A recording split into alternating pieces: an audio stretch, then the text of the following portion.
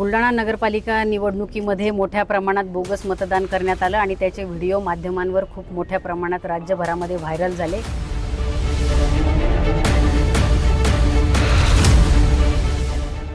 त्यात काही ठिकाणी गुन्हे सुद्धा दाखल करण्यात आलेले आहेत। परंतु आमची आज शिवसेना उद्धव बाळासाहेब ठाकरे पक्षाच्या वतीने मागणी आहे की केवळ गुन्हे दाखल करून हे प्रकरण थांबत नाही। या आरोपींवर कठोरात कठोर कारवाई झाली पाहिजे। जे बोगस मतदार जे काही त्यांची ओळख पटवून त्याच्यावरही शिक्षा झाली पाहिजे आणि या बोगस मतदाराला मतदानासाठी प्रवृत्त करणारे, त्याला मदत करणारे, पळून जाण्यासाठी मदत करणारे यांच्यावरही कठोरात कठोर त्या ठिकाणी शिक्षा झाली पाहिजे।